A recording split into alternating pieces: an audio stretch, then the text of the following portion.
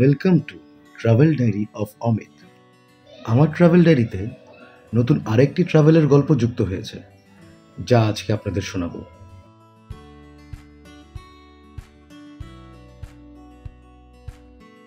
এবার আপনাদের লামা বান্দরবনের সুখিয়া ভ্যালি এবং আলীকদমের গল্প শোনাবো। এবারের গল্পে পাহাড়ি আদিবাসীদের গ্রাম ঘুরে দেখাবো, পাহাড়ি নদীতে নৌ ভ্রমণ করব এবং মেঘে ঢেকে থাকা পাহাড়ের জুম ঘরে রাত্রি যাপন করার অভিজ্ঞতাও শেয়ার করব।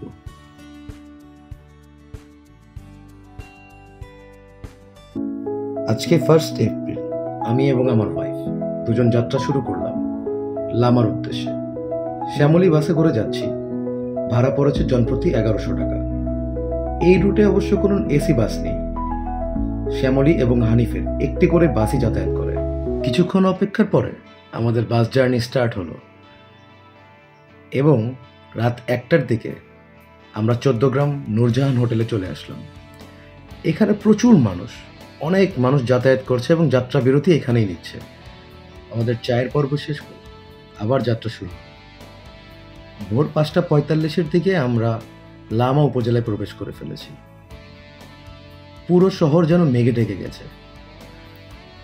কুয়াশাময় রাস্তায়, আঁকাবাঁকা রাস্তায় চলে যাচ্ছি এবং আমাদেরকে ঠিক 6টার সময় লামা বাস টার্মিনালে নামিয়ে দিয়েছে। সকালের এই ওয়েদার দেখে মনটা সত্যি খুব ভালো হয়ে গেছে। পাহাড়ে এসে ঠিক যেমনটা ওয়েদার আমরা চাই, ঠিক তেমনটাই পেয়েছি। পুরো শহরটাই যেন মেঘের চাদরে ঢাকা এবং মেঘ ভেদ করে আমরা হেঁটে যাচ্ছি। ট্রাভেলারদের জন্য প্রথম দিনের সকাল এর চেয়ে সুন্দর আর কি হতে পারে। এখন আমরা এখানে লোকাল একটি রেস্টুরেন্টে সকালের নাস্তা করে বেরিয়ে পড়ব। লামা বাজার থেকে একটি অটোরিকশা করে আমরা চলে যাচ্ছি সুখিয়া ভ্যালির পথে। আমাদের ভাড়া নিয়েছে 50 টাকা।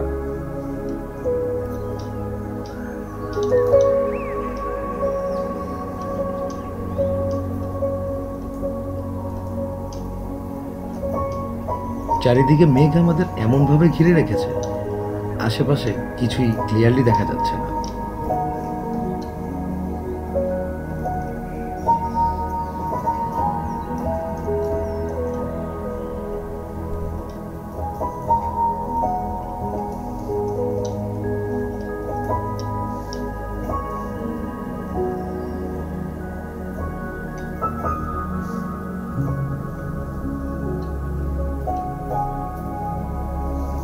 যতই উপরের দিকে উঠছি ততই যেন আমরা মেঘের মায়াজালে জড়িয়ে যাচ্ছি।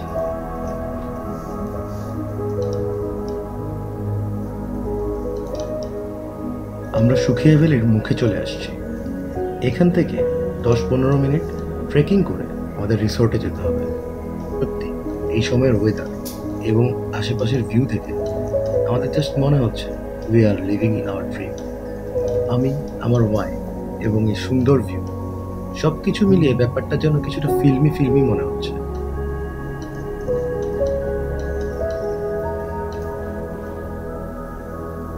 এই সিচুয়েশনে আমাদের একটি রোমান্টিক ফিল্মি গান মনে পড়ে যেতেই পারে।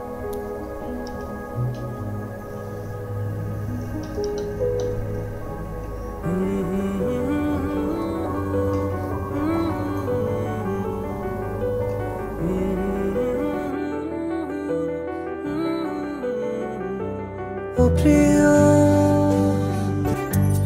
এখন তো সময় ভালোবাসার, এ দুটি হৃদয় কাছে আসার।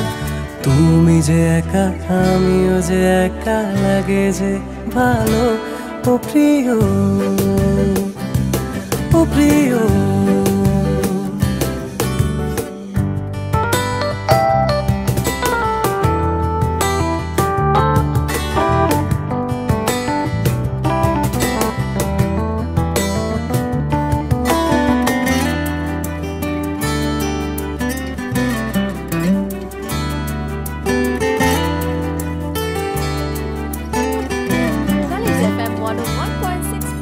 পেয়েছি তোমার তোমাকে এতদিনে যেও না সরে গো বিমানে পেয়েছি তোমাকে এতদিনে যেও না সরে গো বিমানে আমি তোমারই ও বুকে নাও টেনে এখন তো সময় ভালোবাসায় এ দুটি হৃদয় কাছে আসার তুমি যে একা আমিও যে একা লাগে যে ভালো ও প্রিয় মেঘের চাদরে মোড়ানো পাহাড়ি রাস্তায় ট্রেকিং করে অবশেষে আমরা আমাদের কাঙ্ক্ষিত রিসোর্টে চলে এসেছি, অরণ্যরূপা ইকো রিসোর্ট। আমরা খুব সকালে চলে এসেছি, তাই কটেজ বুঝে পেতে আমাদের কিছুক্ষণ সময় অপেক্ষা করতে হবে।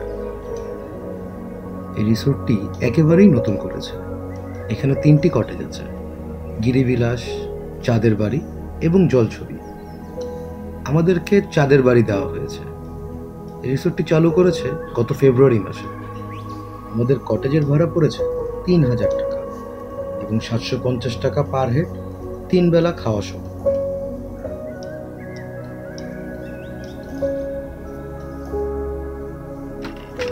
সুবহানাল্লাহ, অসাধারণ, খুবই সুন্দর। কেউ একজন বলেছিল, the best view comes after the hardest climb. এত সুন্দর ভিউ দেখার জন্য এটুকু ট্রেকিং তো করাই যায়।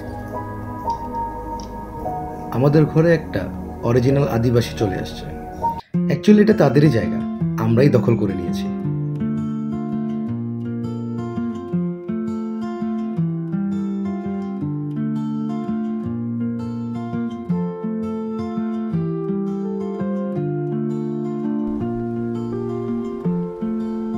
আমরা কিছুক্ষণ রেস্ট নিয়ে এখন বেরিয়ে পড়েছি আশেপাশে আদিবাসীদের গ্রাম ঘুরে দেখব।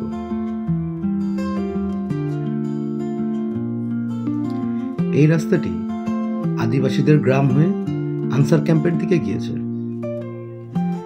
এখানে রাখাইন গোষ্ঠীদের বসবাস।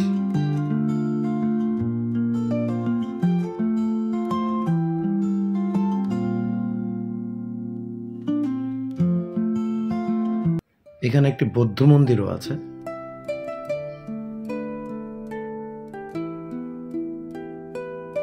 এই সমস্ত আদিবাসীদের একটি সুন্দর বৈশিষ্ট্য হচ্ছে এদের রাস্তাঘাট, বাড়িঘর খুব সুন্দর সাজানো গোছানো এবং পরিচ্ছন্ন হয়। এখানে দুজন আন্টি বসে আছে। আমার ওয়াইফ তাদের সাথে একটু গল্প করার চেষ্টা করেছে। কেউ কারো কথা বুঝেছে কিনা তারাই ভালো জানে। মহিলা মানুষের গল্প ভাই।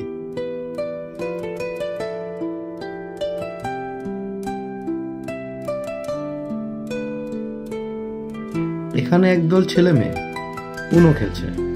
খুব সুন্দর টাইম স্পেন্ড করছে তারা একসাথে, গল্প আড্ডায়। বাচ্চা মেয়েটা আমাদেরকে গ্রাম ঘুরিয়ে দেখালো। যদি ফেস অফ ইনোসেন্স দেখতে হয় তাহলে পাহাড়ে এসে পাহাড়ি বাচ্চাদের সাথে মিশতে হবে।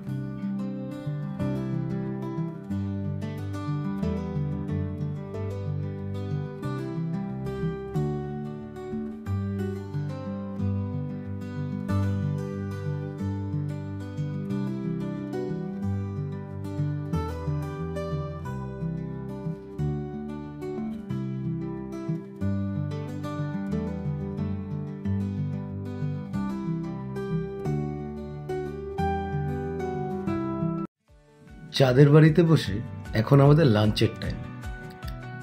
অপূর্ব দৃশ্য এবং সুস্বাদু খাবার, কম্বিনেশনটা জাস্ট অসাধারণ, জাস্ট ওয়াও। লাঞ্চে আমাদের ছিল চিকেন, ডিম, আলু ভর্তা, টমেটো আর সাদা ভাত। সত্যি অসাধারণ ছিল।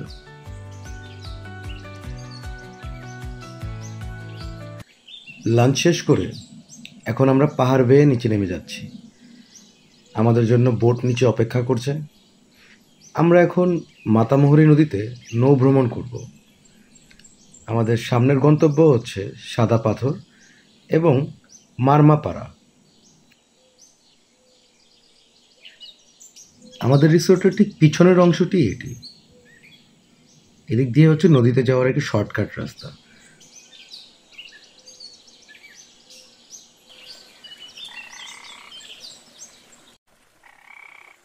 এটি মাতামুহুরী নদী। লামা এবং আলীকদমকে যেন চারিদিক থেকে ঘিরে রেখেছে এই নদীটি। প্রতি পাহাড়ের বাঁকে বাঁকে এই নদীর দেখা পাওয়া যায়। অনেক পর্যটকও আসে এখানে ঘুরতে।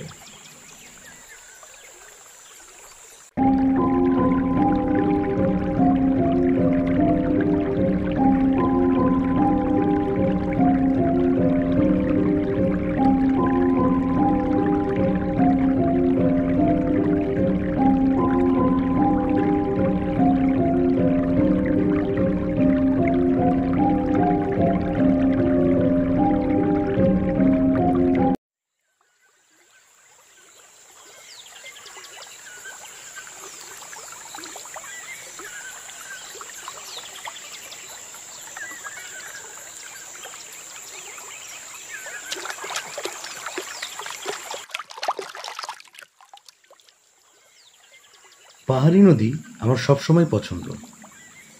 চারিদিকে উঁচু পাহাড়, সূর্যের লুকোচুরি খেলা এবং কিছু পাখির শব্দ, এক কথায় আমার কাছে অসাধারণ লাগে।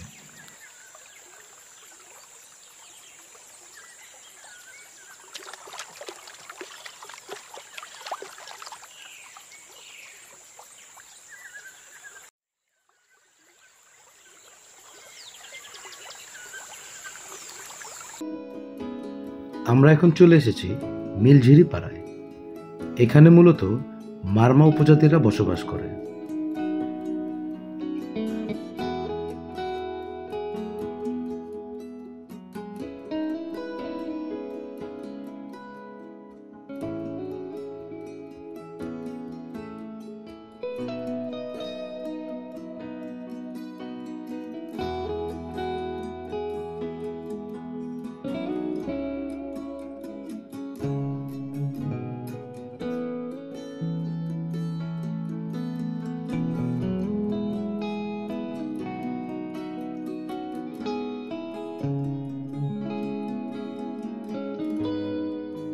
এই আদিবাসী পাড়াটা সত্যি খুব সুন্দর। বাড়িঘরগুলো খুব গোছানো এবং সুন্দর, এবং তারা খুব পরিচ্ছন্ন। আমি এখনো পর্যন্ত কোথাও ময়লা আবর্জনা পড়ে থাকতে দেখিনি।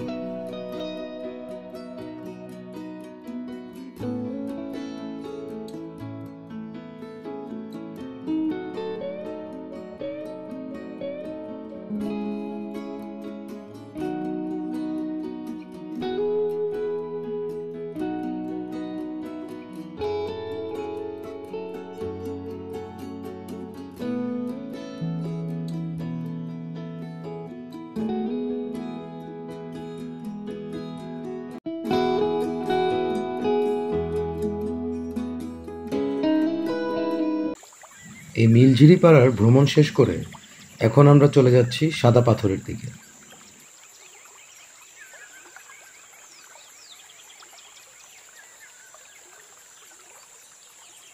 ওই যে দূর থেকে দেখা যাচ্ছে সাদা পাথরের পাহাড়।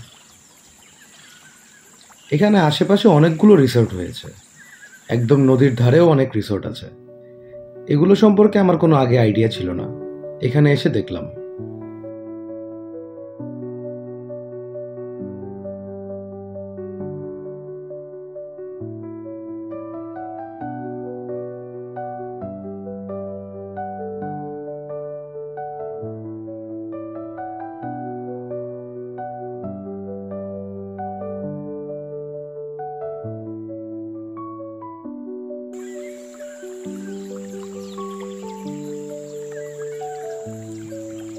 পাহাড়ি নদীতে সন্ধ্যা নেমে এলো। এখন আমাদের ফেরত যাবার পালা। আমরা এখন লামা বাজারের দিকে যাব। ওদিকে দুইজন টর্চ জ্বালিয়ে রাতের অন্ধকারে মাছ ধরছে। পাহাড়ি নদীতে এরকম দৃশ্য আমি আমার জীবনের প্রথমবার দেখলাম।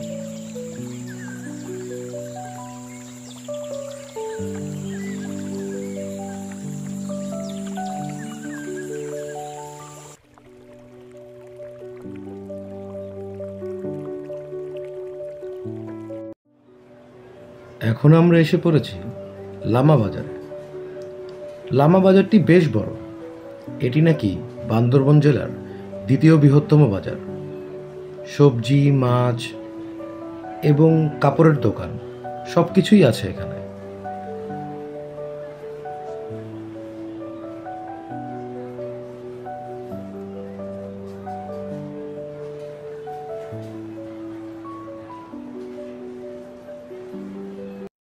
বাজার ঘুরে আমরা চলে এসেছি আমাদের রিসর্টে।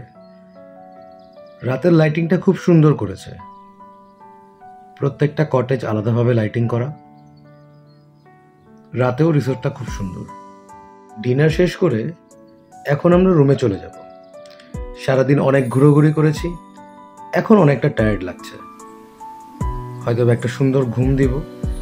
কালকে সকালে এখানে কিছুটা ঘুরে আবার চলে যাব আলীকদমের দিকে।